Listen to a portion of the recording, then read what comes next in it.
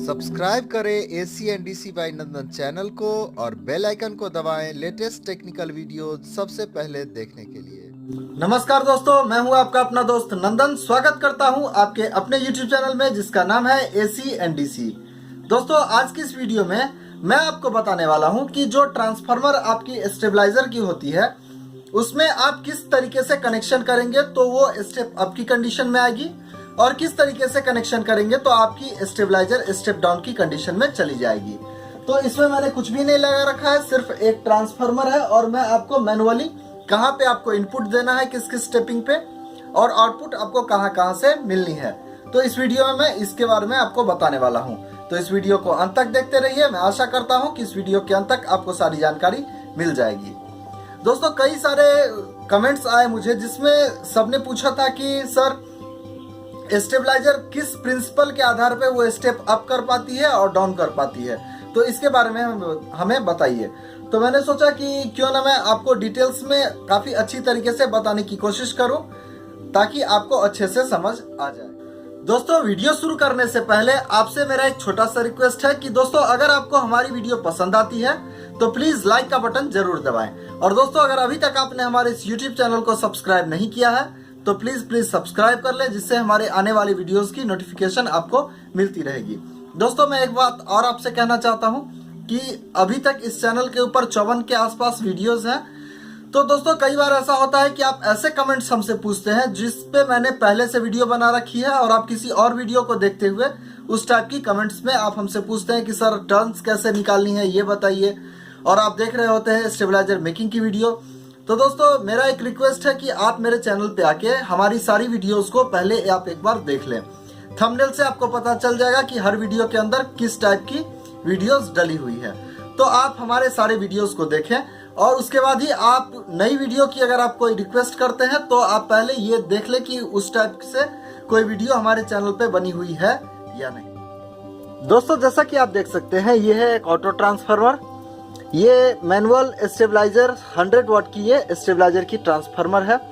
तो मैंने इसके टर्न्स आप कैसे कैलकुलेट कर सकते हैं, मैंने इससे पहले वीडियो बना रखी है। कोर कैसे डालते हैं, इस ट्रांसफार्मर की वाइंडिंग कैसे करते हैं, वाइंडिंग में आपको किन किन चीजों की जरूरत होती है, इस सब टॉपिक के ऊपर एक एक करके मैंने वीडियो बना रखी है। तो अगर आप इस चैनल पे पहली बार आ रहे हैं तो आप हमारे उन वीडियोज को देख सकते हैं।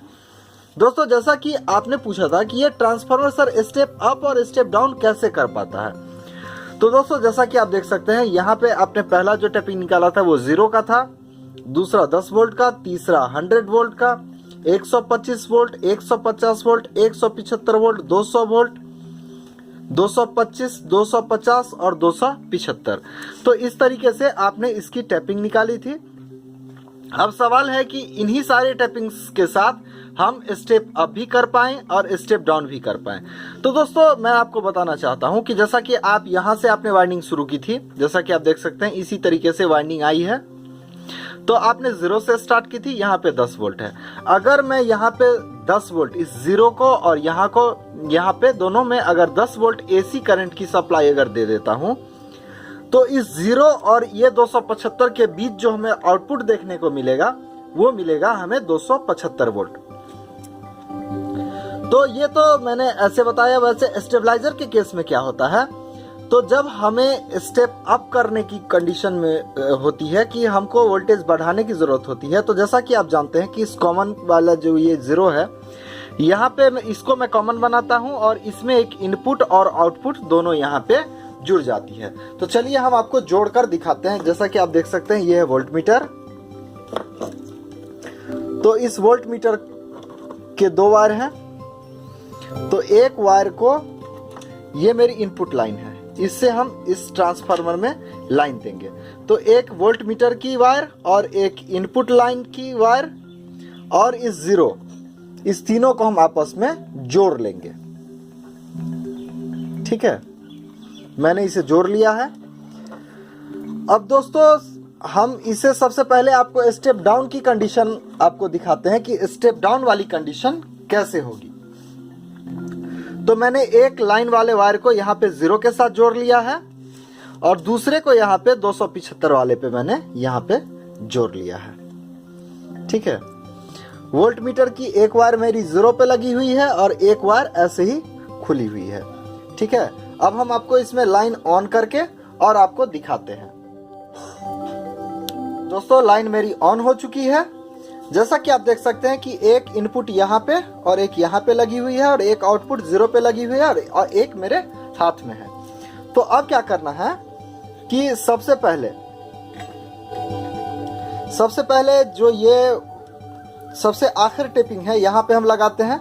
तो ये हमारी इनपुट वोल्टेज यहाँ पे शो कर रही है वोल्ट मीटर, जैसा कि आप देख सकते हैं कि इनपुट वोल्टेज अभी हमारी अप्रॉक्स 200 के आसपास हमें मिल रही है। ठीक है, अब है कि हमें स्टेप डाउन की कंडीशन में आना है। तो जैसे जैसे हम इसे नीचे की तरफ बढ़ेंगे, यहां में आएंगे तो उससे कम हो गई, फिर उससे कम हो गई, उससे कम हो गई। जिस तरीके से हम टेपिंग में यहाँ पे आगे चले जाएंगे वहां पे हमें वोल्टेज कम होती नजर आएगी। ठीक है, जैसा कि आप देख सकते हैं कि हमारी वोल्टेज कम होती नजर आ रही है। यहाँ पे सबसे ज्यादा, यहाँ पे उससे कम, उससे कम, उससे कम, उससे कम, उससे कम, उससे कम और यहाँ पे सबसे कम। ठीक है, ये जो मैं अभी मैनुअली हाथ से इस वायर को आपस में जोड़ रहा हूं, जब आप मैनुअल स्टेबलाइजर में जब ये ट्रांसफार्मर लगी हुई होती है तो आप उसे रोटरी स्विच से घुमा के आप इस जो मैं अभी हाथ से मैनुअली कर रहा हूं वो आप रोटरी स्विच की मदद से कर रहे होते हैं। ठीक है, अब दोस्तों स्टेप ये तो हुई स्टेप डाउन की कंडीशन। तो क्या हो रही है अभी कि लाइन हमारी एक 0 पे है और एक 275 पे है। तो जब हम इस आउटपुट को जब इससे कम पे ले जाएंगे तो हमारी वोल्टेज नेचुरली जो यहाँ पे आ रही है उससे कम होगी।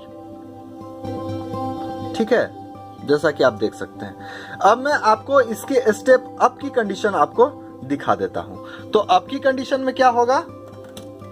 अप की कंडीशन में ये होगा कि लोड जो है हमारी, ये लोड जो मैंने वोल्ट मीटर की यहाँ पे लोड दे रखी है, यहाँ पे लोड की जगह कुछ और भी हो सकता है। ये तो वोल्ट मीटर मैंने आपको दिखाने के लिए रखा है। तो इससे मैं सबसे किनारे वाले पे इसे जोड़ दूंगा। ठीक है,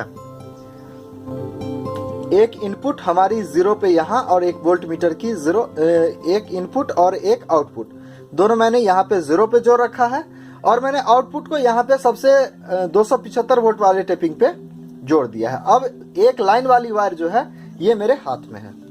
ठीक है, चलिए हम इसमें लाइन ऑन करके आपको दिखाते हैं। अभी दोस्तों जैसा कि देख सकते हैं कि ये हमारी इनपुट वोल्टेज है। जितना वोल्टेज अभी आपको दिखाई दे रहा है 200, ये हमारी इनपुट अभी आ रही है और यही आउटपुट भी जा रही है। अब हमें वोल्टेज जब बढ़ाना होता है तो हम क्या करते हैं कि इसे जब मैं यहाँ पे ले जाऊंगा 250 पे, तो जैसा कि देख सकते हैं कि वोल्टेज बढ़ गई और बढ़ गई, ये और बढ़ गई। अब अगर मैं इससे ज्यादा बढ़ाता हूं तो मेरी वोल्ट मीटर खराब हो जाएगी।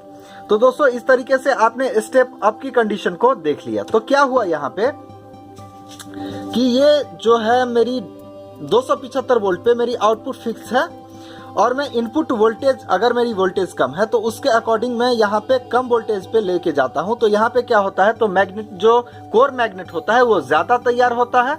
तो कोर मैग्नेट ज्यादा तैयार होने की वजह से जो मेरा जो आउटपुट है वो प्रॉपर हमें मिल जाता है।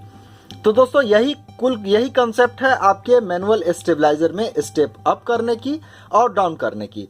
तो इससे पहले मैंने एक वीडियो बनाई थी जिसमें मैंने आपको दिखाया था कि आप एक ट्रांसफार्मर में एक डीपीटीटी स्विच और एक रोटरी स्विच की मदद से किस तरीके से स्टेप अप कर सकते हैं और डाउन कर सकते हैं। बावजूद इसके कई सारे दोस्तों को ये समझ में नहीं आया और उन्होंने पूछा कि सर ट्रांसफार्मर में डायरेक्टली हम किस तरीके से वोल्टेज अप और डाउन कर सकते हैं। तो मैं आशा करता हूं कि आप बहुत ही अच्छी तरीके से जान गए होंगे कि आप सिर्फ एक ऑटो ट्रांसफार्मर की मदद से किस कंडीशन में वोल्टेज अप होती है और किस कंडीशन में डाउन होती है।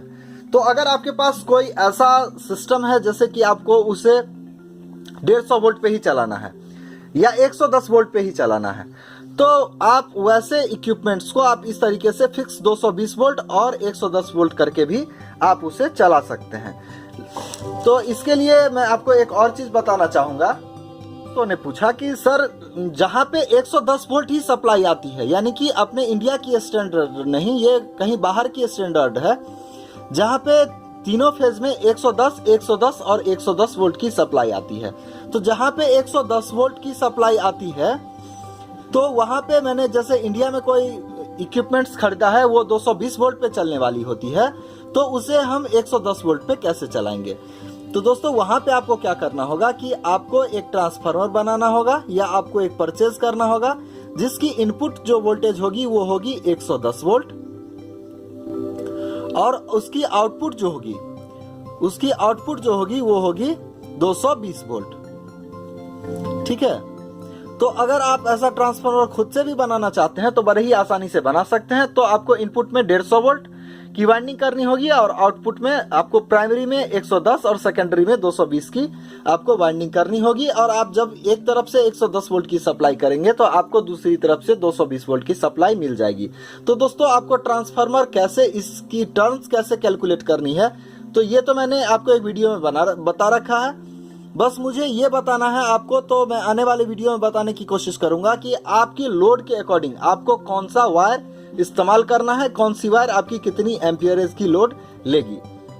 तो दोस्तों इस तरीके से आपको पता चल गया है कि अगर आप इंडिया से बाहर हैं कहीं और अगर आपके पास है कोई 220 वोल्ट पे चलने वाला गैजेट्स और आपको वहां पे मिल रही है 110 वोल्ट की सप्लाई, तो आप इस तरीके से स्टेप अप करके किसी भी ट्रांसफार्मर से वहां पे आप अपने इक्विपमेंट्स को बड़ी ही आसानी से चला सकते हैं। या अगर आपने कहीं किसी दूसरे कंट्री से 110 वोल्ट पे चलने वाली कोई इक्विपमेंट्स खरीद रखी है तो आप उसे यहाँ पे 220 वोल्ट से चला सकते हैं। दोस्तों इसके बाद मैं आपको एक और बात बताना चाहता हूँ कि कई सारे लोगों के मन में ये मिथ्स है कि 3 फेज का मतलब 440 ही होता है। तो दोस्तों इसके लिए आने वाली वीडियो में मैं आपको बताने वाला हूँ कि 3 फेज का मतलब 440 बस 440 ही नहीं होता, तो यहाँ पे वोल्टेज कुछ और भी हो सकता है। तो इसके लिए हम आने वाले वीडियो में आपसे बात करेंगे। तो दोस्तों इस तरीके से आपने इस वीडियो में देख लिया कि आप सिर्फ एक ट्रांसफार्मर की मदद से आप किस तरीके से वोल्टेज को स्टेप अप और डाउन कर सकते हैं किसी ऑटो ट्रांसफार्मर की मदद से।